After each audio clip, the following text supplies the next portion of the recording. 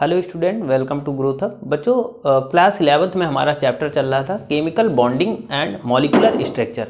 उसी में पार्ट 2 में हम डिस्कस करेंगे टाइप्स ऑफ कोवैलेंट बॉन्ड। इससे पहले लेक्चर में हमने क्या क्या पढ़ लिया? इससे पहले लेक्चर में हमने केमिकल बॉन्डिंग क्या होती उसको समझा और एग्जाम्पल के थ्रू समझा। साथ ही साथ उसमें हमने समझा कि आयोनिक बॉन्ड क्या होते हैं, बड़े डिटेल से, काफ़ी कुछ डिटेल से उसमें जाना। हमने उसमें कोवैलेंट बॉन्ड को डिटेल से जाना, कई सारे एग्जाम्पल भी देखे उसमें। अब उसी के आगे हम लोग टॉपिक को स्टार्ट कर रहे हैं बच्चों, टाइप्स ऑफ कोवैलेंट बॉन्ड, जो कि बहुत इंपॉर्टेंट है। तो लेक्चर को पूरा जरूर देखिएगा, है ना। चैनल पे नए हैं तो चैनल को सब्सक्राइब, वीडियो को जितना हो सके लाइक और शेयर करिएगा, ठीक। चलो स्टार्ट करते हैं बच्चों। हमने पढ़ लिया था यहाँ पर कोवैलेंट बॉन्ड को कंप्लीट कर लिया था। अब हम बात करेंगे यहाँ पर टाइप्स ऑफ कोवैलेंट बॉन्ड। बहुत इंपॉर्टेंट है कोवैलेंट बॉन्ड के जो टाइप हैं, है ना। टाइप्स को हम डिस्कस करेंगे यहाँ पर, ठीक है। चलो स्टार्ट करते हैं। Types of covalent bond. Covalent bond कितने टाइप से होते हैं बच्चों? तो यहाँ पर आपको दिख रहा होगा 1 2 3 4 टाइप के होते हैं। देखो 4 और 5 भी होगा आपका, पोलर और नॉन पोलर, ठीक है। देखो सिंगल कोवैलेंट बॉन्ड होता है क्या बच्चों? इसमें बात करते हैं involves the sharing of one pair of electron between two atom, ठीक है। जब किसी एटम के बीच में एक पेयर में इलेक्ट्रॉन शेयर हो, पेयर में जैसे हाइड्रोजन। मैं एग्जांपल बना के दिखा रहा हूं आपको कैसे। यहां पर देखो वन पेयर ऑफ इलेक्ट्रॉन। तो देखो वन पेयर ऑफ इलेक्ट्रॉन की बात करेंगे तो जैसा कि आपको पता है कि हाइड्रोजन की लास्ट ऑर्बिट में एक इलेक्ट्रॉन प्लस, मॉलिक्यूल है इसलिए 2 हाइड्रोजन एटम लेंगे, एक ये, ठीक। तो यहां पर जो इलेक्ट्रॉन का जो शेयर होगा वो क्या होगा? वन पेयर होगा, एक ही पेयर में इलेक्ट्रॉन शेयर हो जाएंगे। कैसे? ये इलेक्ट्रॉन और ये दूसरे एटम का इलेक्ट्रॉन, तो ये पेयर में इलेक्ट्रॉन शेयर होंगे। तो यहां पर हम बोल सकते हैं यहां पर H, ये H2 मॉलिक्यूल बन गया। तो जहां पर पेयर में इलेक्ट्रॉन शेयर हो रहे हैं, भाई इसने क्या किया, इस वाले हाइड्रोजन ने एक इलेक्ट्रॉन दिया और इस वाले हाइड्रोजन ने एक इलेक्ट्रॉन दिया। तो यहां पर आपको क्या दिख रहा है? यहां पर पेयर में ही तो इलेक्ट्रॉन शेयर हो रहा। तो जहां पर केवल वन पेयर में इलेक्ट्रॉन शेयर हो वो हमारा सिंगल कोवैलेंट बॉन्ड होगा। ये चीज समझ में आई सभी को? नोट कर लो। किसी को कोई डाउट हो तो बताओ बच्चों, किसी को कोई डाउट हो तो बताओ, ठीक। वहीं पर बात करेंगे कि डबल कोवैलेंट बॉन्ड क्या होते हैं बच्चों। तो involves the sharing of pair of electrons between two atom. क्या हो जाएगा बच्चों इसमें? यहां पर क्या होगा? Involve the sharing of two pair of electron, यहां पर, ठीक है। इन्वॉल्व द शेयरिंग ऑफ 2, यहां पर 2 होगा, ये टाइपिंग मिस्टेक है, of 2 pairs of electron between 2 atom. जब 2 एटम के बीच में 2 पेयर्स में इलेक्ट्रॉन शेयर हो तो वो हमारा हो जाता है बच्चों डबल कोवैलेंट बॉन्ड। और इसका एग्जांपल है हमारा जीता जागता ऑक्सीजन। कैसे? ऑक्सीजन के अगर हम एटम की बात करें, एक ये ऑक्सीजन का एटम, ठीक है, ऑक्सीजन, ठीक है, और एक यहां पर मैं थोड़ा ऊपर ले लेता हूं, एक ये ऑक्सीजन, छोटा बनना है। अब ठीक है, अब साइज ठीक है ना? एक ये, ठीक। देखो हमें पता है कि ऑक्सीजन, तो ऑक्सीजन का एटॉमिक नंबर कितना होता है बच्चों? 8। कॉन्फ़िगरेशन करोगे 2 और 6। लास्ट ऑर्बिट में कितने इलेक्ट्रॉन है? 6 इलेक्ट्रॉन है, और कितने चाहिए? 2, ठीक। तो 6 इलेक्ट्रॉन,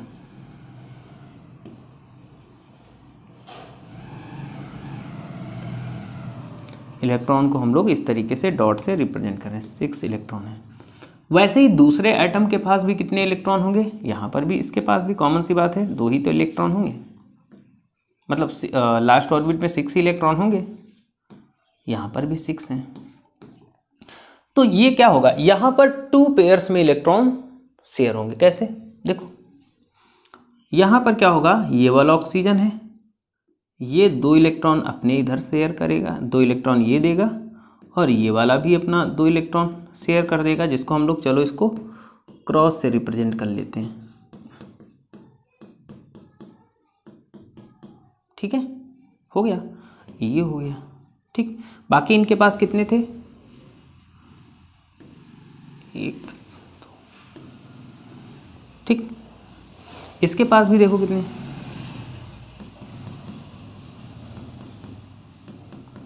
ये हो गए। ठीक, तो देखो यहाँ पर क्या हो रहा है, 2 पेयर्स ऑफ इलेक्ट्रॉन शेयर हो रहे हैं। यहाँ पर दिख गया 2 पेयर में इलेक्ट्रॉन शेयर। मैं इधर और दिखा देता हूँ, या फिर ऐसे देख लो, यहाँ देखो 2 पेयर्स में इलेक्ट्रॉन शेयर होंगे और ये O2 बनेगा। ठीक है, तो जहाँ पर 2 पेयर में इलेक्ट्रॉन शेयर हो वो हमारा क्या हो जाएगा, डबल कोवैलेंट बॉन्ड। ठीक, आगे चलो, डबल कोवैलेंट बॉन्ड की बाद में हम बच्चों बात करते हैं, इधर मैं कलर कौन सा लूँ, रेड ले लेता हूँ फिर से, ट्रिपल कोवैलेंट बॉन्ड। ठीक है, triple covalent bond involves the sharing of 3 pair of electron between 2 atom. मतलब 3 पेयर में जब इलेक्ट्रॉन शेयर हो 2 एटम के बीच में, ठीक है, अगर 2 एटम्स हैं उनके बीच में 3 पेयर्स में अगर इलेक्ट्रॉन शेयर होंगे बच्चों, तो वो क्या होगा हमारा, यहाँ पर ट्रिपल कोवैलेंट बॉन्ड होगा। ये चीज़ समझ में आई। देखो इसका एग्जाम्पल है हमारे पास N2 नाइट्रोजन। कैसे, समझो कैसे, एग्जाम्पल देखो, हम यहाँ पर नाइट्रोजन का एटम ले लेंगे, ठीक, प्लस इधर भी हम नाइट्रोजन का एटम ले लेंगे। ठीक, देखो अब नाइट्रोजन के एटम की बात करते हैं, तो जैसा कि आपको पता है कि नाइट्रोजन देख लो, यहाँ पर नाइट्रोजन होता है हमारा 7 एटॉमिक नंबर और 2 5 कॉन्फ़िगरेशन, लास्ट ऑर्बिट में 5 इलेक्ट्रॉन। ये आपको पता है, ये चीज़ें आपको पता होंगी कि नाइट्रोजन के लास्ट ऑर्बिट में 5 इलेक्ट्रॉन होते हैं। तो यहाँ पर अगर हम इलेक्ट्रॉन को रिप्रेजेंट करते हैं डॉट के थ्रू, तो 2 इलेक्ट्रॉन यहाँ पर होंगे। थोड़ा सा बड़ा बना देता हूँ मैं, साइज थोड़ा सा बड़ा ले लेना। ठीक, 1 इलेक्ट्रॉन ये, ठीक, इस तरीके से नाइट्रोजन के ये 3 इलेक्ट्रॉन हो गए। मैं आगे देखता हूँ, यहाँ पर इसको ग्रीन कर लेता हूँ। इसके पास भी 5 इलेक्ट्रॉन है, 2 3 और 2 इलेक्ट्रॉन इधर है। ठीक, ये चीज़ समझ में आई। तो अब देखो यहाँ पर क्या होगा, यहाँ पर 3 pairs of electron, 3 pairs of electron होंगे। देखो अब देखो, मैं नाइट्रोजन को यहाँ पर ऐसे रिप्रेजेंट कर रहा हूँ, बाद में इनके इलेक्ट्रॉन्स को रिप्रेजेंट करूँगा। ठीक, पहले हम देखो यहाँ पर अब 5 हैं, तो हर एक इलेक्ट्रॉन को कितने इलेक्ट्रॉन अगर मिल जाए तो वो उसकी ऑक्टेट कंप्लीट हो जाए। तो इनको अगर 3 इलेक्ट्रॉन, अगर हर इसको 3 इलेक्ट्रॉन शेयर कर लें तो इनकी ऑक्टेट, ये एक मॉलिक्यूल बनेगा। कैसे, ये 3 इलेक्ट्रॉन, ये 3 इलेक्ट्रॉन। अब मैं ग्रीन कलर ले लेता हूँ, थोड़ा सा फॉन्ट साइज बढ़ा देता हूँ। ये वाला भी नाइट्रोजन 3 इलेक्ट्रॉन शेयर करेगा यहाँ पर ऐसे। ठीक, तो बच्चों एक चीज़ यहाँ पर समझो, ये इसको 3 मिल जाएं और ये इसको, तो इनके बीच में बॉन्ड बनेगा ना, ट्रिपल बॉन्ड बनेगा। मतलब 3 पेयर में इलेक्ट्रॉन यहाँ पर शेयर हो रहे हैं। कैसे, यहाँ पर देखो, ये N और ये नाइट्रोजन, 1 2 3 पेयर्स में इलेक्ट्रॉन शेयर हो रहे हैं। और इस तरीके से यहाँ पर क्या बन जाएगा बच्चों, ये यहाँ पर N2 मॉलिक्यूल बन जाएगा। क्या बन जाएगा, N2 मॉलिक्यूल बन जाएगा। किसी को कोई दिक्कत हो तो बताओ, ना हो तो बताओ। ठीक है, यहाँ पर चीज़ें सबको समझ में आ रही होंगी, बहुत ही अच्छे से समझ रहे हैं हम लोग। ठीक, आगे चलते हैं। अब बात करेंगे बच्चों हम यहाँ पर पोलर कोवैलेंट बॉन्ड। पोलर क्या होते हैं, where electron are shared equally between atom. जब बच्चों क्या होता है कि किसी भी एटम में इक्वल में इलेक्ट्रॉन शेयर किए जाए, बराबर बराबर में। ठीक है, नोट कर लो यहाँ पर, equally between atom resulting no partial charge. ठीक है, आगे क्या होगा, रिजल्टिंग नो पार्शियल चार्ज, ठीक है। पोलर में क्या होगा, नहीं ये तो नॉन पोलर का भूल गए। Where electron are shared equally between atom, जब एटम के बीच में इलेक्ट्रॉन शेयर किए जाएं, इक्वल इलेक्ट्रॉन शेयर किए जाएं, ठीक है। जैसे हम बात करते हैं H2, where oxygen is more electronegative, ये तो आपको पता है कि ऑक्सीजन है ना, फ्लोरीन है, ये क्या होते हैं, ये मोर इलेक्ट्रोनेगेटिव एलिमेंट होते हैं than hydrogen, causing an unequal sharing of electron, ठीक है। यहां पर क्या होगा, अनइक्वल शेयरिंग ऑफ इलेक्ट्रॉन्स होगा, ठीक है। देखो जैसे हम इसकी बात कर लेते हैं, यहां पर थोड़ा सा मैं देख रहा हूं आराम से, तो बच्चों समझ गए होंगे पोलर कोवैलेंट बॉन्ड क्या होते हैं। जब अनइक्वली इलेक्ट्रॉन शेयर हो तो वो हमारे पोलर कोवैलेंट बॉन्ड होते हैं। अच्छा, पोलर कोवैलेंट बॉन्ड बनते कैसे, देखो इसमें क्या होता है, इसमें जो इलेक्ट्रोनेगेटिव की बात करते हैं, ठीक है, इसमें इलेक्ट्रोनेगेटिविटी सबकी डिफरेंट होगी, ठीक है। जैसे हम H2O की बात करते हैं, तो अगर ऑक्सीजन की बात करें तो बहुत ही ज़्यादा इलेक्ट्रोनेगेटिविटी होती है और हाइड्रोजन की कम होती है। दूसरा एग्जाम्पल देखो, HCl हाइड्रोक्लोरिक एसिड है, इसकी भी इलेक्ट्रोनेगेटिविटी, भाई हाइड्रोजन की इलेक्ट्रोनेगेटिविटी अलग है और क्लोरीन की इलेक्ट्रोनेगेटिविटी अलग है, तो यहाँ पर क्या बनेगा, पोलर कोवैलेंट बॉन्ड बनेगा, ठीक है। और यहाँ पर इलेक्ट्रॉन अनइक्वल शेयर होंगे, कॉमन सी बात है। इसका एग्जाम्पल होगा NH3 अमोनिया, ये भी हमारा नॉन पोलर बॉन्ड होगा, क्यों, क्योंकि इसकी भी इलेक्ट्रोनेगेटिविटी अलग है, नाइट्रोजन की ज़्यादा है, हाइड्रोजन की कम है। मैं बना के दिखा देता हूँ, जैसे यहाँ पर देखो NH3, तो 3 हाइड्रोजन होंगे, एक इधर एक इधर एक इधर, ठीक। अब देखो यहाँ पर क्या होगा कि नाइट्रोजन के पास 2 तो लोन पेयर इलेक्ट्रॉन होंगे और 3 बॉन्ड पेयर होंगे, मतलब एक यहाँ पर ये बॉन्ड बनाएगा, ये यहाँ बॉन्ड बनाएगा, ये इधर बॉन्ड बनेगा। हाइड्रोजन भी अपनी ऑक्टेट कंप्लीट करेगा, उसके पास भी एक इलेक्ट्रॉन होगा, तो हाइड्रोजन देखो ये अपना कंप्लीट कर रहा है ये इधर, ठीक। यहाँ पर हाइड्रोजन ने कंप्लीट कर लिया, इसने कंप्लीट कर लिया, और यहाँ पर ये क्या करेगा, नाइट्रोजन सबसे एक ले लेगा इलेक्ट्रॉन, ठीक। तो ये नॉन पोलर ये पोलर कोवैलेंट बॉन्ड है। पोलर कोवैलेंट बॉन्ड क्या होता है बच्चों, मैं फिर से समझा दे रहा हूँ कि पोलर कोवैलेंट बॉन्ड वो होते हैं जहाँ पर अनइक्वली इलेक्ट्रॉन शेयर हों। इसका एग्जाम्पल है NH3 H2O HCl, ठीक। और इनमें क्या होता है, नॉन पोलर बॉन्ड में क्या होगा कि नॉन पोलर बॉन्ड जिसमें बनेगा, इसमें इलेक्ट्रोनेगेटिविटी डिफरेंट होगी, ठीक है। ये चीज़ समझ में आई होगी। आगे चलते हैं।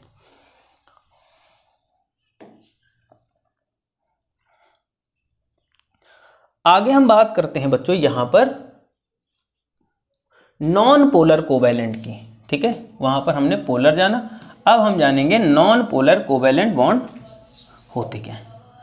तो where electron are share equally between atom, मतलब जहाँ पर इक्वली इलेक्ट्रॉन शेयर हों, और क्या है, resulting is in no partial charge, और वहाँ पर कोई भी पार्शियल चार्ज आपको देखने को ना मिले, ठीक है।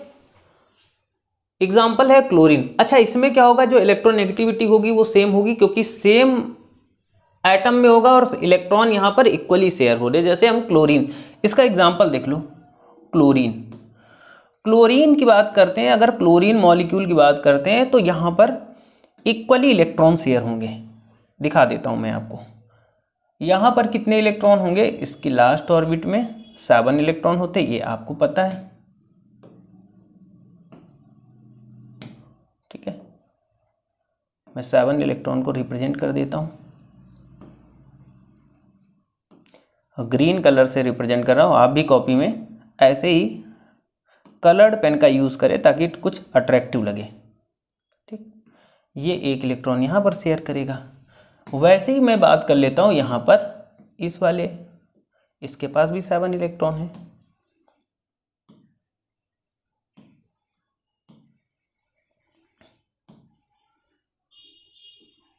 अब देखो यहाँ पर क्या हो रहा है कि इलेक्ट्रॉन इक्वल में शेयर हो रहे हैं, है ना, इक्वल में इलेक्ट्रॉन शेयर हो रहे हैं।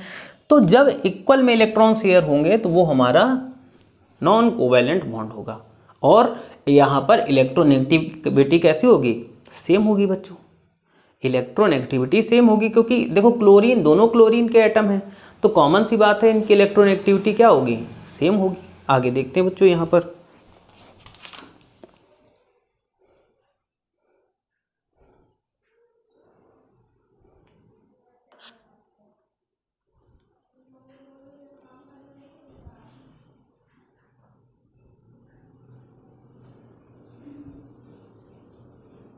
ठीक है, और ना ही तो इन पर कोई पार्शियल चार्ज होगा,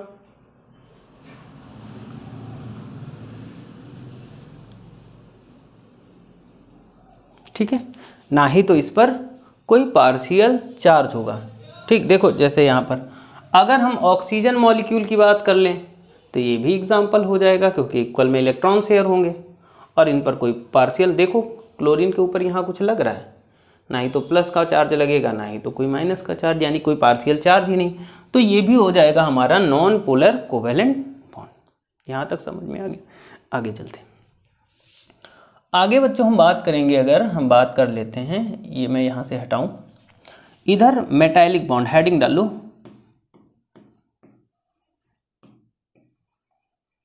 मेटालिक बॉन्ड, ये हेडिंग आप लोग डाल लीजिएगा, मेटालिक बॉन्ड।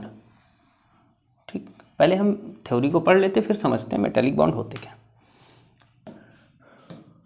देखो, अ metallic bond is a type of chemical bond that occurs between metal atoms. ठीक है, मेटालिक बॉन्ड वो बॉन्ड होते हैं जो मेटल्स के बीच में बने, और ये एक टाइप का मेटालिक बॉन्ड भी हमारा एक केमिकल बॉन्ड होता है। ठीक है, where the valence electron are free to move throughout the entire structure forming sea of electron. मतलब इसमें जो वैलेंस इलेक्ट्रॉन होते हैं वो पूरे स्ट्रक्चर में आपको घूमते हुए नजर आएंगे।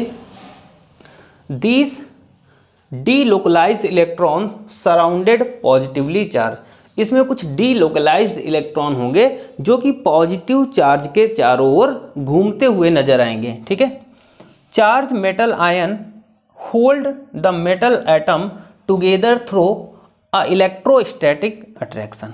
ठीक, फिर वो जो हमारा डीलोकलाइज इलेक्ट्रॉन्स होंगे और जो मेटालिक चार्ज होगा, ठीक है, वो क्या होंगे, metal atom through the electrostatic attraction, मतलब इलेक्ट्रोस्टैटिक अट्रैक्शन के थ्रू एक दूसरे को अट्रैक्ट करते हैं, यानी एक बॉन्ड बनाते हैं।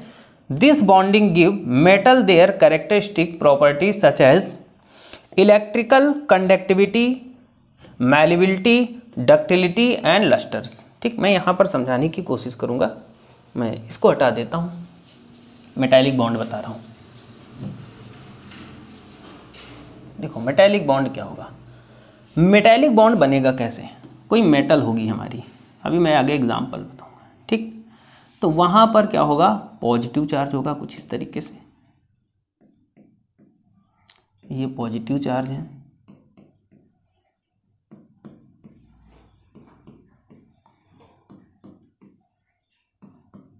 ठीक, और वहीं पर बीच में एक यहाँ पर एक चीज़ आई है, sea of electron, delocalise electron surrounded the positively charge. इस पॉजिटिवली चार्ज के बीच में यहाँ पर कुछ, मैं कलर चेंज करके बताता हूँ, यहाँ पर कुछ इलेक्ट्रॉन डीलोकलाइज्ड होंगे। ठीक है, ये माइनस का होगा, पॉजिटिव चार्ज के चारों ओर कुछ इलेक्ट्रॉन इस तरीके से घूमते हुए आपको नजर आएंगे। ठीक, तो ये क्या है बच्चों, ये हमारा पॉजिटिव चार्ज है,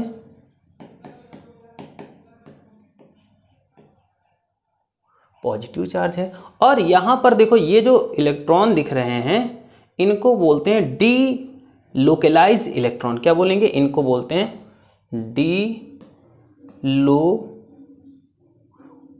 लोकलाइज इलेक्ट्रॉन, ठीक है।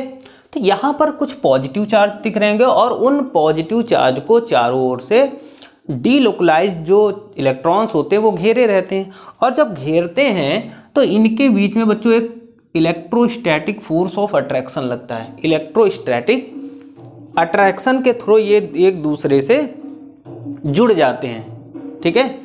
यानी ये क्या होंगे, इलेक्ट्रोस्टैटिक यहाँ पर बात करते हैं बच्चों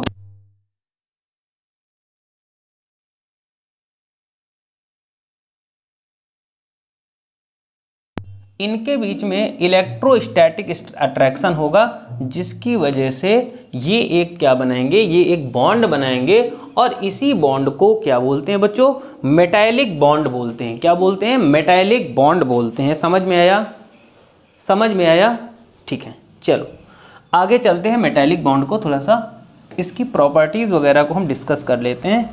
एग्जाम्पल देख लेंगे मेटालिक बॉन्ड के, ठीक है। यहाँ पर हम एग्जाम्पल्स की बात करते हैं मेटालिक बॉन्ड की, तो इसके एग्जाम्पल क्या होते हैं। Iron, Fe, iron atom bonded together through the metallic bond to form structure solid iron which is used to construction and manufacturing। मतलब देखो यहाँ पर Fe की बात करते हैं, ठीक है। तो Fe कैसा होता है, सॉलिड होता है। वही चीज़ क्या होगा, ये मेटालिक बॉन्ड Fe के अंदर होगा, ठीक है। और इसके अंदर क्या होगा, डीलोकलाइज इलेक्ट्रॉन होंगे, और डीलोकलाइज इलेक्ट्रॉन क्या करेंगे, ये माइनस का होगा। डीलोकलाइज इलेक्ट्रॉन क्या करेंगे, इनके बीच में बॉन्ड बना लेंगे, ठीक है। जिसकी वजह से क्या होता है कि आयरन बहुत ज़्यादा सॉलिड होता है, और इसका यूज़ हम कंस्ट्रक्शन में करते हैं, है ना। देखा होगा लोहे का यूज़, आयरन का यूज़ करते हैं। आयरन की रॉड, आयरन के दरवाजे, आयरन की सरिया वगैरह बनती है, जो लिंटर वगैरह पड़ता है, स्लेब पड़ती है, तो बहुत सारी चीज़ें बनती हैं। कॉपर की बात करते हैं। Copper is a highly conductive metal due to its metallic bonding and widely use electrical wiring, ठीक है। तो देखो अगर कॉपर की बात करते हैं, कॉपर इज क्या है, हाईली कंडक्टिव मेटल है, हाईली कंडक्टिव मेटल है। कॉपर का यूज़ हम कहाँ करते हैं, हाईली कंडक्टिव है भाई। इलेक्ट्रिसिटी वगैरह घरों में जो वायरिंग होती है उसमें कॉपर का वायर लगा होता है, तो हाईली कंडक्टिव होता है। और हाईली कंडक्टिव क्यों होता है, क्योंकि इसमें मेटालिक बॉन्ड होती है, एंड इज़ वाइडली यूज, ज़्यादातर इसको यूज़ हम करते हैं इलेक्ट्रिकल वायरिंग में, ठीक है। Aluminium is a light weight and strong metallic bonding, ठीक है। एल्यूमिनियम देखो होता तो हल्का है, एल्युमिनियम आप देखोगे अगर कोई चीज़ एल्युमिनियम की बनी होगी तो वो बहुत ही ज़्यादा हल्की होती है, लेकिन उसके अंदर जो मेटालिक बॉन्ड होता है वो बहुत ही ज़्यादा क्या होता है बच्चों, स्ट्रांग होता है, ठीक है। क्या होता है, स्ट्रांग होता है। And in aluminium make it useful variety of industrial application from aeroplane to kitchen foil तक, ठीक है। मतलब समझो कितना हमारा जो एल्युमिनियम होता है वो बहुत ज़्यादा हल्का होता है, लेकिन मेटालिक बॉन्ड की बात करें तो मेटालिक बॉन्ड उसके अंदर भी पाया जाता है। अब हल्का होने के बावजूद भी एरोप्लेन वगैरह में इसका यूज़, एरोप्लेन बनाने में, किचन में बहुत सारे आपने बर्तन देखे होंगे जो हमारे एल्युमिनियम के बने होते हैं। यहाँ तक कि एल्युमिनियम फॉइल के बारे में भी आपने देखा होगा, जो एल्युमिनियम फॉइल क्या होती है जिसमें हम लोग खाना पैकिंग का वर्क करते हैं, ठीक है। तो एल्युमिनियम में भी क्या होता है कि बहुत ही ज़्यादा स्ट्रॉन्ग मेटालिक बॉन्ड होता है, ठीक। आगे चलते हैं, प्रॉपर्टीज़ की बात करते हैं। Properties of metals due to metallic bond, ठीक है। प्रॉपर्टीज़ की बात कर लेते बच्चों, तो highly electrical and thermal conductivity, ये बहुत इंपॉर्टेंट है। क्या होता है, the free moving electron in the sea carrying electric current and heat energy through the metal, this make metal excellent conductor of electricity and heat. देखो high electrical and thermal conductivity की बात करते हैं तो ये क्वालिटी होती है metals में due to metallic bond. Metallic bond तो अच्छा होता है, मेटालिक बॉन्ड जो होता है वो मेटल्स के बीच में पाया जाता है, ये आपको पता है, ठीक। लेकिन उसमें जो क्या होता है, डीलोकलाइज इलेक्ट्रॉन भी होते हैं, ये भी पता है। अब ये क्या होते हैं, इसमें इलेक्ट्रिकल की बात करें या थर्मल कंडक्टिविटी भी बहुत अच्छी होती है, मतलब इसमें इलेक्ट्रिसिटी भी मेटल्स के अंदर बहुत अच्छे से फ्लो होती है, और अगर हीट की बात करते हैं तो वो भी बहुत अच्छे से ट्रांसफ़र होती है। मैलेबिलिटी एंड डक्टिलिटी, ये तो आप जानते हो कि metals can be hammered into the sheet, thin sheet are drawn in a wire. Ductility, and this possible because the layer of atoms in the metal lattice can slide over each over without breaking the metallic bond. मतलब देखो metal की foil को, seat को हम देखो बहुत ज़्यादा पतली करके बिल्कुल पतली सीट बना देते हैं, है ना। मतलब अगर मेटल ले लिया, उसको पीटते रहे तो उसकी बहुत ही पतली सी एक सीट बन जाती है, ठीक।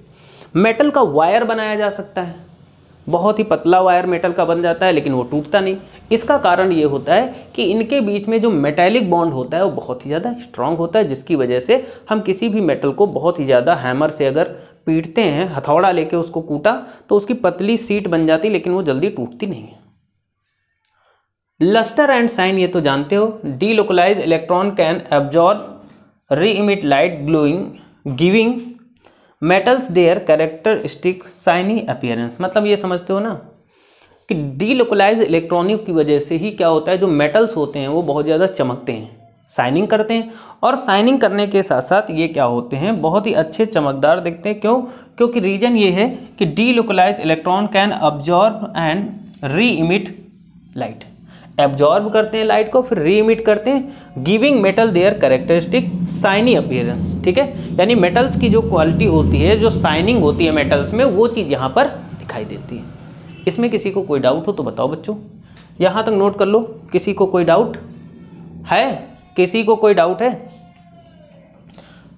किसी को कोई डाउट हो तो पढ़ो। तो बच्चों आज के लेक्चर में हमने types of covalent metallic bond समझा, मेटेलिक बॉन्ड की प्रॉपर्टीज़ हमने समझा, प्रॉपर्टीज़ के साथ साथ हमने और भी कई सारी चीज़ें जानी।